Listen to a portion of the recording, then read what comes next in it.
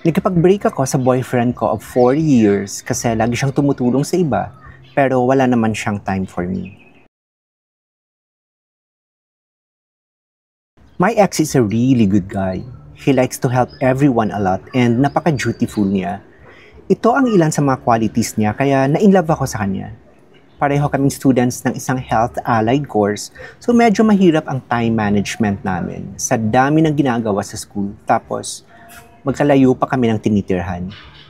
Kaya nagkikita lang kami every Saturday since aalis na uli siya for university kapag Sunday.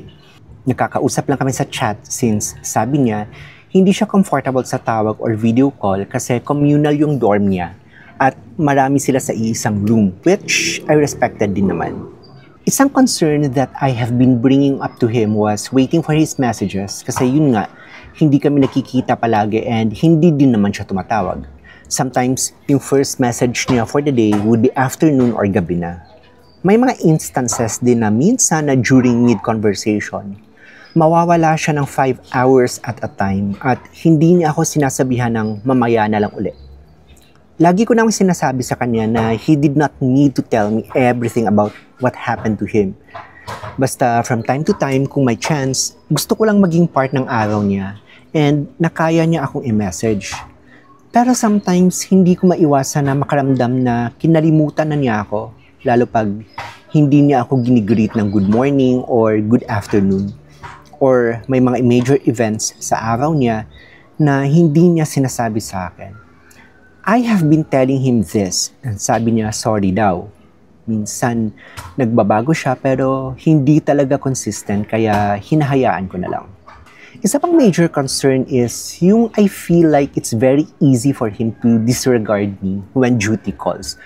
Kapag magkasama kami and he promised me that we do something fun, tapos may lalapit sa kanya for help, iiwan na niya ako to help others. Ang sa akin naman, okay, go and help kasi alam ko naman na ganun siya before pa.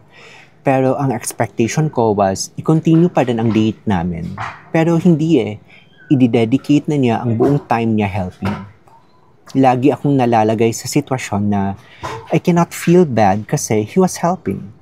Lagi na lang sorry ang natatanggap ko when I wanted him to leave some of himself to me naman. I told him na baka mas okay na mag-break na lang kami kasi nakakapagod na rin hanapin kung nasaan ako sa priority list niya.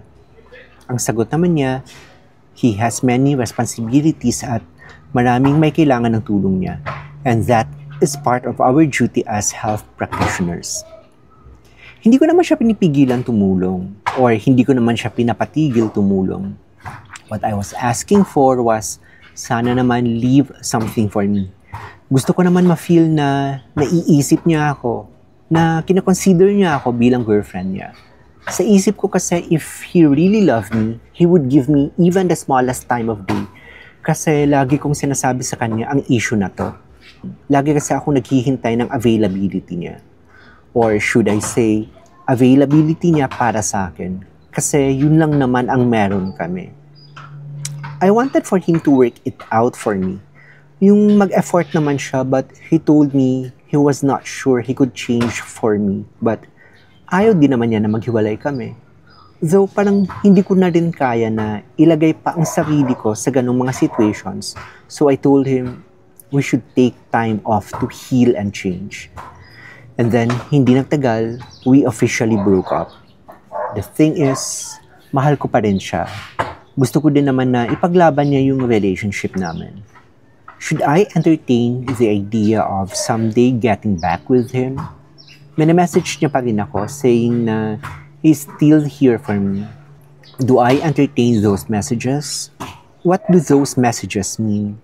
I'm thinking of no contact since nahihirapan talaga ako. Worth it kaya na balikan ko siya?